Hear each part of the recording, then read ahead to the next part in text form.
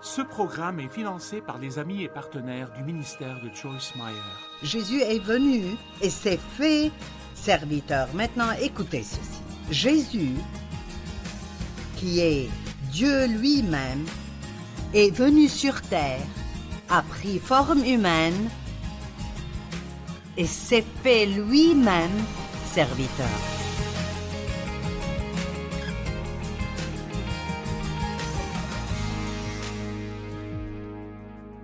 Bienvenue à vivre pleinement votre vie de tous les jours. Je prie que ce programme aujourd'hui améliorera vraiment votre vie. Il vous rendra plus heureux et vous rapprochera de Dieu. Nous enseignons sur ce qui rend un grand homme grand. Je pense que nous tous voulons être un grand homme de Dieu ou une grande femme de Dieu. Et notre idée de la grandeur et l'idée que Dieu a de la grandeur sont très souvent deux choses totalement différentes. Du point de vue d'un être humain, la grandeur peut être votre statut social, le type de vêtements que vous portez, votre niveau d'éducation, les personnes importantes que vous connaissez. Mais ces choses ne sont vraiment pas ce qui nous rend grands. Jésus a dit que le plus grand d'entre vous doit être un serviteur. Eh bien, ce n'est pas très attirant pour la plupart d'entre nous parce que dans le monde, la servitude ou les gens qui disent juste servir, ce n'est pas considéré comme une position importante, mais elle est très importante pour Dieu. Jésus est venu et s'est fait serviteur. Maintenant, écoutez ceci. Jésus, qui est Dieu lui-même, est venu sur terre, a pris forme humaine et s'est fait lui-même serviteur. J'aime le fait qu'il s'est fait serviteur. Je sais que pour moi, je ne suis pas naturellement doué ou appelé au ministère de l'aide. Eh bien, je le suis, mais pas comme je devrais être. J'aime quand tout le monde m'aide. Mais je ne suis pas une personne qui, naturellement, dans le naturel, cherche ce que je peux faire pour tout le monde, mais j'ai appris à le faire exprès. J'aime beaucoup ce mot « exprès ». Et je pense que si nous devons obéir à Dieu, il y a beaucoup de choses que nous devons faire exprès. Arrêtons de penser que nous devons avoir envie de faire tout ce que Dieu veut que nous fassions. Peu importe que j'en ai envie ou non, si Dieu le dit, alors je dois le faire. Et si Dieu le dit, alors vous devez le faire. Et Jésus a donné un excellent exemple dans Jean 13. Aujourd'hui, nous allons voir que les grands hommes lavent des pieds. Eh bien, à l'époque biblique, les routes n'étaient pas pavées comme elles le sont aujourd'hui. Et les hommes et les femmes portaient des sandales. Et ainsi, alors qu'ils marchaient le long des routes poussiéreuses, leurs pieds devenaient sales. Donc, très souvent, lorsque vous alliez chez quelqu'un, il demandait à l'un de ses serviteurs de laver les pieds de ses invités. Ce n'était pas vraiment une expérience très agréable. Qui voudrait laver des pieds sales? Je dis, tu n'as pas besoin de me laver les pieds, masse-moi juste les pieds. Personnellement, j'aime le massage des pieds. En fait, je sais que Dieu est bel et bien vivant, car après avoir été marié à Dave pendant 54 ans, et lui avoir demandé plusieurs fois de me masser les pieds, et il me disait non, parce que ce n'est pas quelque chose qu'il aime faire. Il y a environ une semaine, j'étais assise dans mon fauteuil en train de travailler, et sans que je lui demande, il est venu et il m'a frotté les pieds. Et puis il a embrassé l'un d'eux et j'ai pensé, eh bien, c'est si gentil. Je suis encore un peu choquée. Nous devons être disposés à servir les autres et à faire des choses que nous n'aimons pas particulièrement faire nous-mêmes, mais des choses qu'ils apprécieraient. C'est ce que signifie servir les autres. Vous faites pour eux ce qu'ils aiment, pas ce que vous aimez faire. Et je dois demander ce que j'ai demandé hier. Que faites-vous pour quelqu'un d'autre? Nous voulons tous être heureux et vous ne pouvez pas être égoïste et heureux. Donc, je crois exprès. Honnêtement, c'est l'un de mes mots préférés. Exprès.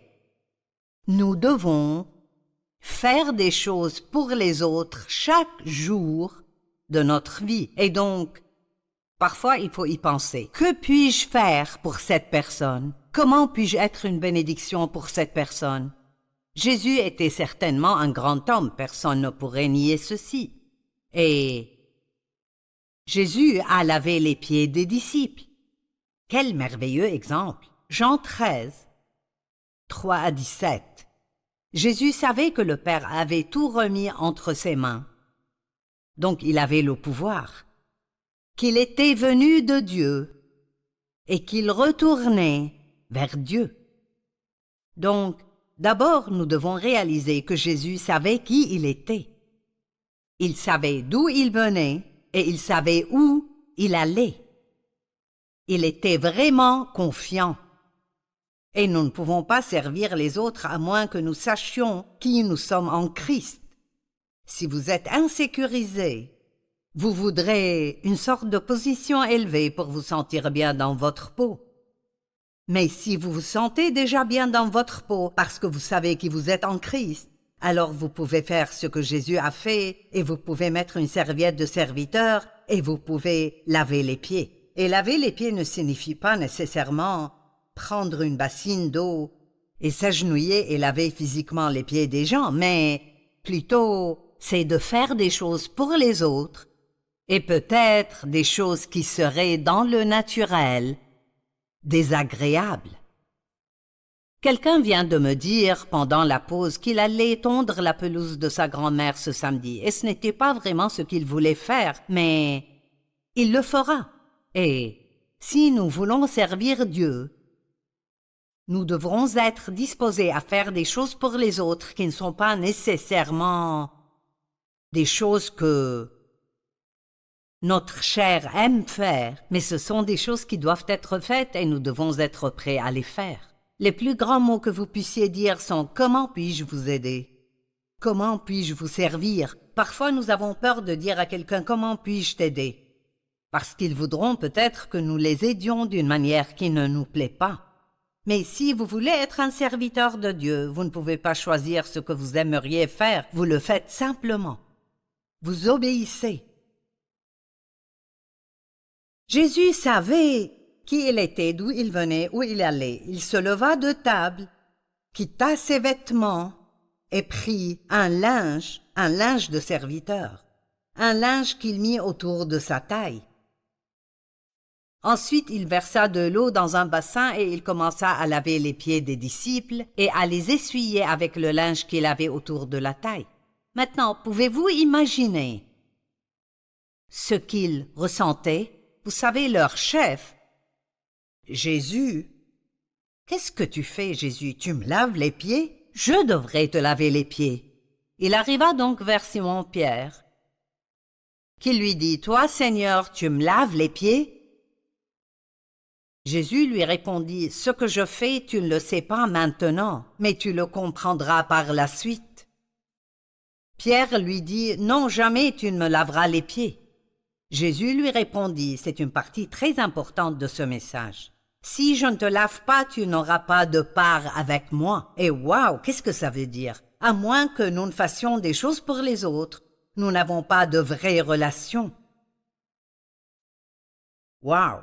Disons que dans un mariage, la plupart des mariages après une courte période, chacun regarde l'autre en pensant « Eh bien, tu devrais faire ça pour moi. Pourquoi ne fais-tu pas ceci pour moi ?» Et ça devrait être exactement le contraire. Nous devrions penser « Que puis-je faire pour toi? Comment puis-je te servir et être une bénédiction pour toi? » Je veux dire, le taux de divorce serait réduit à presque rien si les gens faisaient ça. Si vous êtes adulte et vous avez des parents dont l'âge devient peut-être un peu avancé, vous devriez faire des choses pour eux. Vous devriez les aider. Vous devriez les appeler et leur dire « Puis-je faire quelque chose pour vous ?» C'est très important pour la relation. Rappelez-vous, pour avoir de bonnes relations, nous devons faire des choses pour les autres. Il y a quelques années, j'ai réalisé que j'avais beaucoup de relations à sens unique où les gens se tenaient un peu en arrière et s'attendaient à ce que je fasse tout pour eux. Je payais toujours le déjeuner, je payais toujours le café. J'étais celle à qui ils demandaient toujours une faveur, mais j'ai réalisé qu'ils ne faisaient rien pour moi. Et c'était pendant une période où nous travaillions ici au ministère sur le fait de demander aux gens de donner financièrement pour nous aider à construire ce bâtiment. Et tant de personnes, et pour lesquelles nous avions fait des choses pendant des années et des années, n'ont pas du tout répondu à notre demande d'aide. Ils voulaient que nous fassions des choses pour eux, mais ils n'ont pas voulu nous aider avec nos besoins. Et j'ai en quelque sorte décidé que je ne voulais plus de relations à sens unique.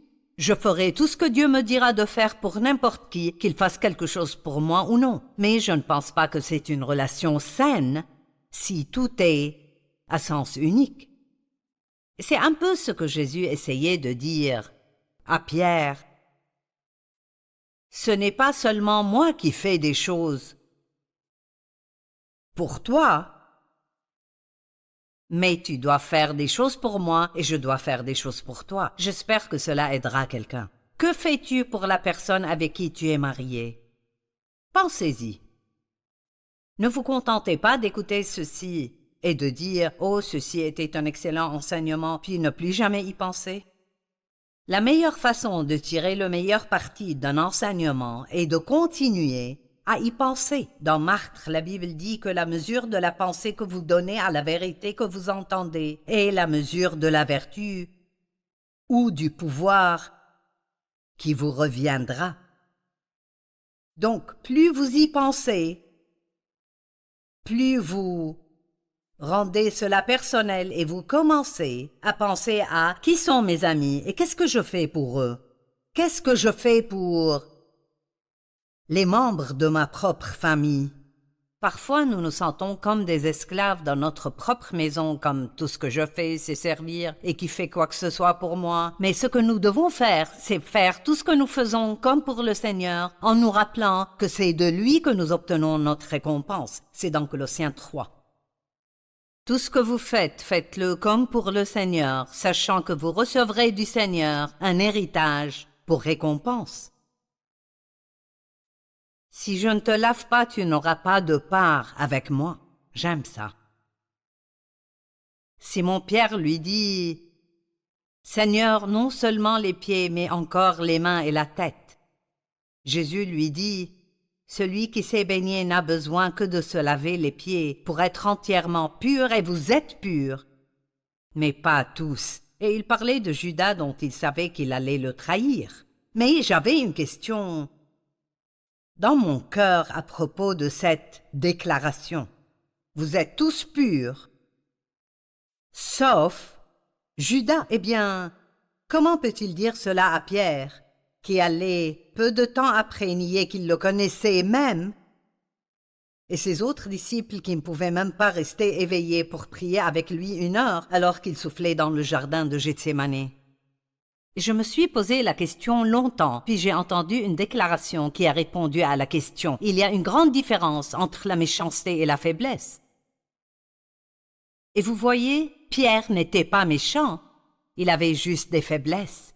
Et les disciples n'étaient pas méchants, ils avaient juste des faiblesses. Et Dieu sait que nous avons tous des faiblesses, et il sait ce qu'elles sont avant de nous inviter à entrer en relation avec lui. Il connaissait celui qui était prêt à le trahir. Voilà pourquoi il dit « Vous n'êtes pas tous purs ». Après leur avoir lavé les pieds, il reprit ses vêtements, se remit à table. Vous voyez, un vrai grand homme peut avoir une position de leadership et il peut enlever sa mentalité de leadership et mettre une serviette de serviteur, ce qui est l'attitude d'un serviteur, et aller faire une petite chose insignifiante pour quelqu'un et ensuite il peut revenir à sa position de leader et reprendre là où il s'était arrêté. Nous devons être des leaders serviteurs, c'est-à-dire que nous dirigeons avec notre exemple. Vous ne pouvez pas enseigner aux autres à donner si vous ne donnez pas vous-même. Vous ne pouvez pas enseigner aux autres comment passer du temps dans la parole de Dieu si vous ne passez pas de temps dans la parole. Si vous êtes un enseignant ou un leader dans le corps du Christ, demandez-vous toujours, est-ce que je fais ce que je dis aux autres de faire? Vous m'appelez Maître Seigneur et vous avez raison car je le suis. Si donc je vous ai lavé les pieds, moi le Seigneur, vous devez aussi vous laver les pieds les uns les autres, et il dit, je vous ai donné un exemple. Et de nouveau, il ne s'agit pas de laver physiquement les pieds de quelqu'un, cela est vraiment de peut-être faire de petites choses désagréables ou de grandes choses, mais souvent juste de petites choses pour les gens. Parfois, quelque chose de petit peut signifier plus pour quelqu'un que quelque chose de très grand. En vérité, je vous le dis, le serviteur n'est pas plus grand que son Seigneur, ni l'apôtre plus grand que celui qui l'a envoyé. Écoutez le verset 17, le voici. Si vous savez cela, vous êtes heureux pourvu que vous le mettiez en pratique. Wow! Vous voyez, peu importe combien j'ai souligné dans ma Bible, et c'est beaucoup, parce que j'utilise celle-ci depuis quelques années, donc j'ai beaucoup. Vous savez, j'ai tout marqué et coloré, certains endroits sont roses, d'autres bleus, et j'ai des cercles autour de trucs. Je pourrais regarder ça et me sentir spirituel. Waouh, j'étudie beaucoup la Bible. Mais peu importe ce que je pense savoir. Et aujourd'hui, vous savez, notre monde entier court après la connaissance et ils sont si fiers de ce qu'ils savent. La Bible dit dans Daniel que dans les derniers jours, les hommes seront constamment à la recherche de la connaissance. Et nous voulons tous acquérir toutes les connaissances que nous pouvons. Nous voulons savoir tout ce qui se passe. Mais Jésus a dit, si vous savez cela, vous êtes heureux pourvu que vous le mettiez en pratique. Il n'y a aucune bénédiction dans le savoir. La bénédiction vient quand nous agissons. Alors, là encore, je vous le dis respectueusement, qu'est-ce que vous faites? Donnez-vous avec générosité? Étudiez-vous régulièrement la parole de Dieu? Priez-vous régulièrement? Priez-vous pour les autres ou priez-vous pour les choses que vous voulez? Êtes-vous une personne qui fait peut-être des choses apparemment insignifiantes pour les autres? Demandez-vous intentionnellement à Dieu ce que vous pouvez faire pour les autres? Jésus, sachant qui il était, a commencé à leur laver les pieds. Une personne peu sûre d'elle et sans confiance ne peut pas servir les autres parce qu'elle est toujours à la recherche d'un poste qui la fera se sentir bien dans sa peau. Je me souviens, il y a des années quand je faisais les entrevues et l'embauche des employés ici au ministère. Dieu merci, je n'ai plus à tout faire. Mais au début, quand le ministère était assez petit, nous n'avions pas d'argent pour embaucher quelqu'un pour tout faire. Dave et moi, nous faisions tout. Nous lisions le courrier, je m'asseyais devant ma petite machine à écrire et répondais au courrier. J'interviewais tous les candidats à un emploi. Et je me souviens d'une personne qui était assise dans mon bureau. Et elle voulait juste savoir quel serait son titre.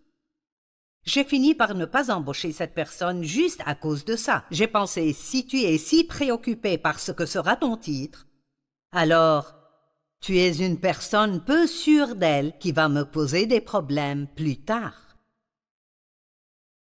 Ne vous préoccupez pas de quel titre vous aurez ou de si vous allez avoir votre nom sur la porte de votre bureau. Préoccupez-vous de la façon dont vous pouvez être une bénédiction partout où vous allez. Lorsque vous sortez de chez vous, demandez à Dieu, montre-moi pour qui je peux être une bénédiction. Jésus a mis un linge de serviteur qui représentait l'attitude d'un serviteur. Philippiens 2, 4-7. Que chacun de vous, au lieu de regarder à ses propres intérêts, regarde aussi à ceux des autres. Cela ne veut pas dire que nous ne pouvons pas faire de choses pour nous-mêmes. Cela ne veut pas dire que nous ne pouvons pas avoir d'intérêt pour lesquels nous prions, car Dieu vous accordera les désirs de votre cœur. Et presque tous les matins quand je prie, je dis à Dieu certains des désirs de mon cœur et je l'attends pour répondre à ses désirs. Mais je lui demande aussi ce que je peux faire pour les autres. Et il dit ici, ne vous contentez pas d'être simplement ou seulement intéressé par vos propres intérêts, mais que chacun de vous pense à ce qui intéresse l'autre personne. L'une des façons de servir quelqu'un est de lui parler de ce qui l'intéresse.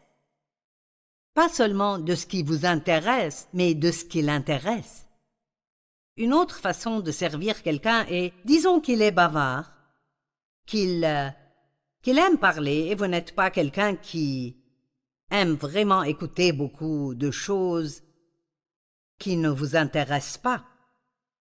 L'une des façons de servir quelqu'un est simplement de se taire et d'écouter, de le laisser parler. Un de mes enfants, l'autre jour, était avec quelqu'un qui adore parler. Et il m'a dit, c'était drôle. Je l'ai laissé parler toute la journée et il était vraiment aux anges quand nous nous sommes quittés. Pour certains, la meilleure chose que vous puissiez faire pour elles est de les écouter. Tout le monde a un langage d'amour et c'est bien de découvrir ce que sont ceux des autres. Se sentent-ils aimés lorsque vous leur offrez un cadeau ou quand vous leur donnez du temps? Se sentent-ils aimés quand vous les prenez dans vos bras? Comment se sentent-ils aimés? Nous voulons généralement donner aux gens ce que nous voulons recevoir, mais nous devons découvrir ce que les autres veulent et leur donner ce qu'ils veulent. Dans vos relations, que votre attitude soit identique à celle de Jésus-Christ. Lui qui est de condition divine, il n'a pas regardé son égalité avec Dieu comme un butin à préserver. Il était égal à Dieu parce qu'il était Dieu. Mais il n'avait aucun problème à mettre cela de côté et à assumer le rôle de serviteur. Mais il s'est dépouillé lui-même,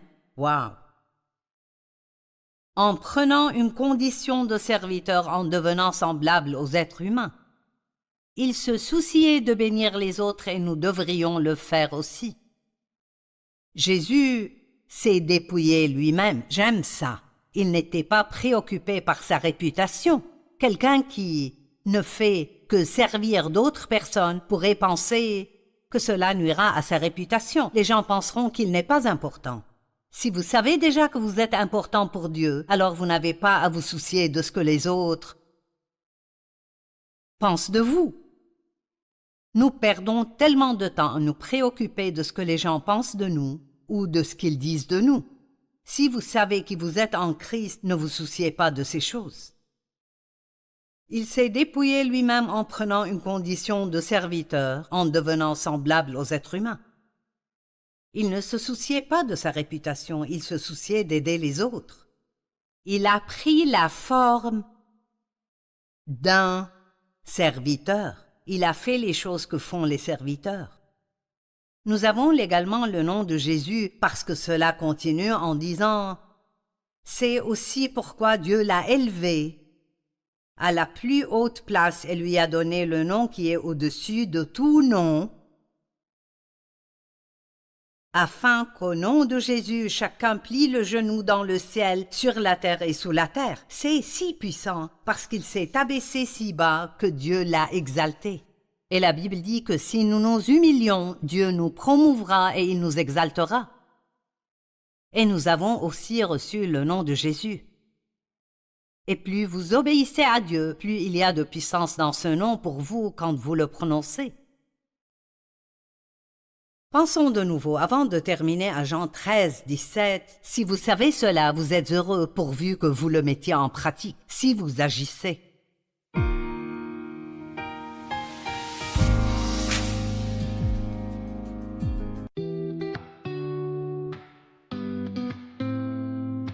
Leaves are fallen golden brown, whispers of autumn all around. In the chill of the morning air, I find your presence everywhere. Every step we took down memory lane, in my heart, those moments remain.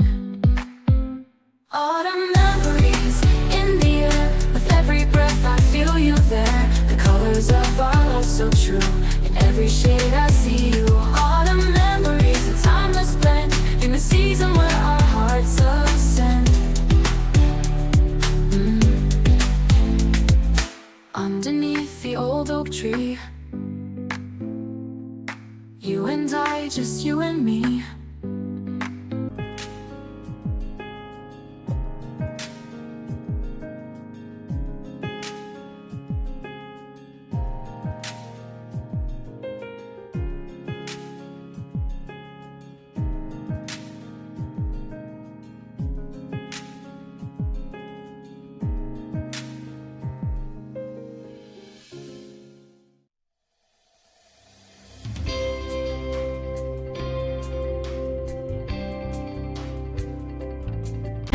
We felt at home, the breeze would play its gentle tune beneath the rising silver moon.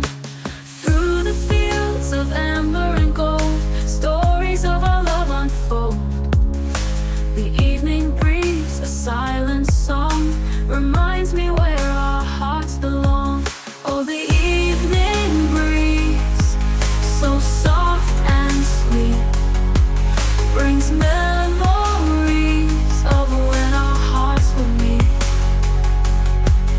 In the glow of the setting sun, our love journey had just begun.